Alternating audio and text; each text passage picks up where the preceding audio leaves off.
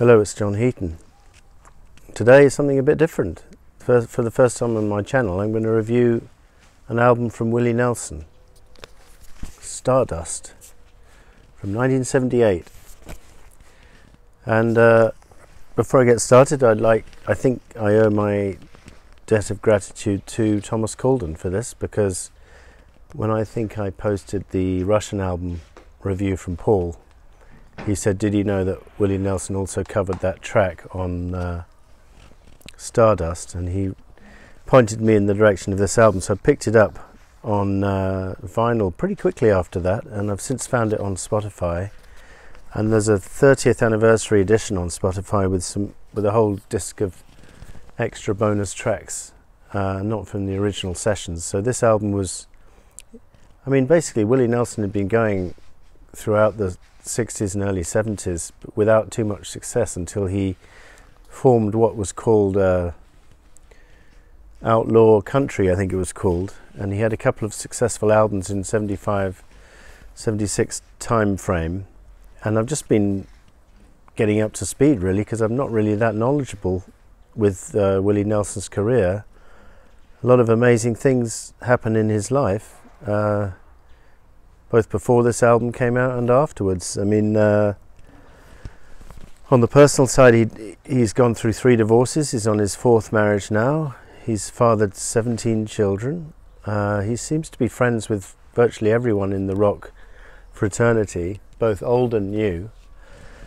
If you look on YouTube, I mean, how I first became acquainted with him was when he was with Dylan on Farm Aid in 1986, I think it was, or 5. And Willie Nelson admitted in an interview that he was inspired to do Farm Aid, which is basically a charity concert in aid of American farmers who were getting ripped off and out commercialized by cheaper product elsewhere and stuff like that, factory farms and stuff like that. Willie Nelson said he was watching Live Aid, and you remember that when Bob Dylan in the Philadelphia performance, when he was with Keith Richards and Ron Wood, before he started, he said something which was probably Bob Geldof didn't appreciate. At the beginning of his set, he said something like, I hope some of the money here can go to the farmers in the US. And Willie Nelson was watching this and said, oh, that's a good idea. Let's launch Farm Aid on the back of Live Aid. So that's what they did, and they've been keeping it going ever since. And Bob Dylan and Neil Young, Paul Simon and various others have been guests on those concerts over the years. In fact, I've seen Willie Nelson sing the lead vocal more or less on Graceland with Paul Simon together in concert. I've seen him join Neil Young performing 4 Strong Winds. I'm not sure if I've seen him perform with Bob. I couldn't find the video on YouTube, but I'm pretty sure he was on some of the footage from 85, 86. Just some fascinating videos I've watched about his career. Some of the great songs he's written, like Crazy and On the Road Again and Pancho and Lefty, which I have seen a version of Bob do together with Willie, which is interesting on YouTube. That's available on YouTube. And also the fact that he was a complete pothead, which I probably should have been aware of it, but I wasn't aware that he's basically, because I spoke to my son Tommy about Willie Nelson, and said I was listening to his album Stardust, and he said, yeah, he's the biggest pothead of all time. And I said, oh, really? I watched a few interviews and I soon saw what he meant. And he's even got his own brand of pot now. Now Colorado has legalized marijuana, he's got his own brand. I'm not sure if it's just in that state or whatever, but that's quite interesting. Also, a fair degree of tragedy, apart from his divorces. His 33-year-old son was killed was a suicide victim. So back to this album. So I'm not really that familiar with Willie Nelson's career, but because Thomas Colden pointed me toward this album and I saw it in the shop, and it wasn't that expensive, although I see copies of it are fetching a fair price online. And it's called Stardust, and it opens with Stardust. And it's a sublime track co-written by Hoagie Carmichael, and I think he does a better version than Ringo, for sure. I think Stardust is one of the least successful cuts on Sentimental Journey for Ringo, just because it doesn't suit his vocal style at all, unlike some of the others on that album. Georgia on My Mind was popularised by Ray Charles and is done beautifully here. Blue Skies is a beautiful song. Willie Nelson in one interview said, I didn't write any of these songs, but they're all fantastic. So he was obviously, even though he's a country singer by and large, he had a place in his heart for these American standards. And this Rolling Stone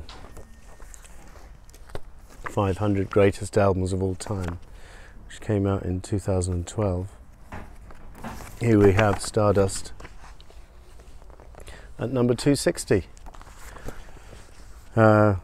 Stardust is Nelson's love song to old-time American music. At the height of his country popularity, the crooner digs up his favourite Tin Pan Alley standards. Georgia on My Mind, Unchained Melody, don't get around much anymore, making yesterday's hits swing as if he had just come up with them in his Lazy Boy. I'm not sure what that means. Maybe it's the name of a boat or something he had. Anyway, Stardust opens it, Georgia on My Mind second, Blue Skies third. All of Me, just a great track. And this song sounded familiar as soon as I heard it, but I looked as if to see other people who'd recorded it, and Eric Clapton's recorded it on his old Sock album, but I don't even have that album from Eric, so must have entered my subconscious. And by the way, the backing on this album, Booker T. Jones on organ and piano, Jody Payne on guitar, Paul English drums, Rex Ludwig drums, Bobby Nelson piano, Chris Etheridge bass, Mickey Raphael harmonica. And the guitar solo is so good that they decide to play it at least 2 or 3 times on this recurring, just brilliance. One of my favourites, very uplifting. This whole album is quite uplifting. I mean, there's a few slower ones on it. Like Unchained Melody, which closes side 1, is not my favourite track on the album. There's not a bad track here. They're all great. This song, melody-wise, reminded me a bit of the song Love Hurts, but there's no connection songwriting-wise or that I could see. But it's not that memorable. It's okay, but maybe it's a grower, because I've only listened to this album a few times. I need to play it a bit more, I think. September Song opens side 2, and this song has been covered by a lot of people, including Jeff Lynne on Armchair Theatre, Lindsey Buckingham on Law and Order, and I think this version is about the best cover version I've heard.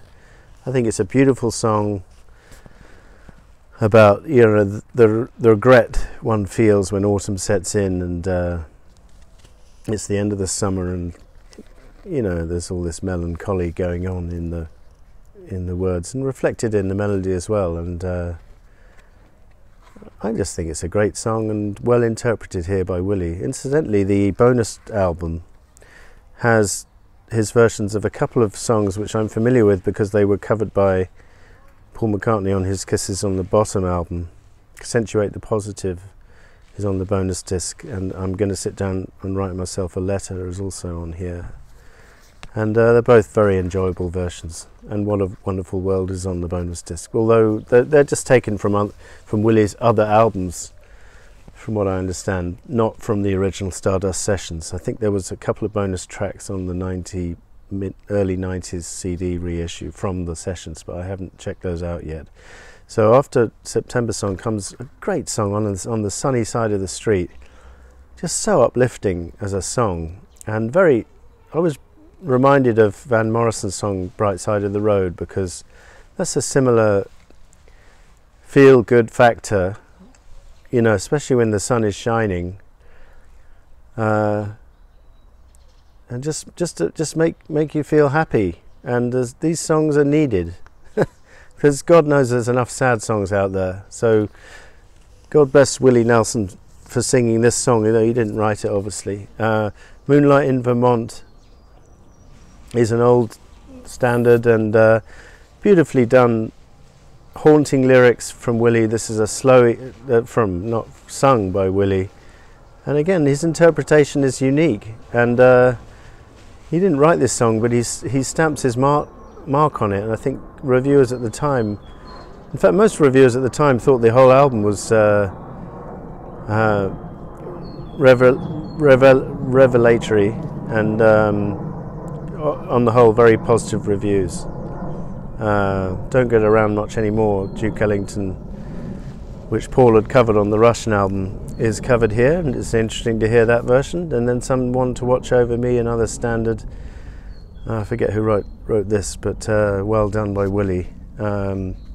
Just overall a very heartwarming album, and I got to check out some of his other stuff if you guys want to recommend where I start, whether it's Redneck Stranger or whatever it's called, the first one, or whatever you recommend. I'll check it out. I saw a lot of his albums are on Spotify, and I will pick them up on CD and on vinyl eventually if I like them.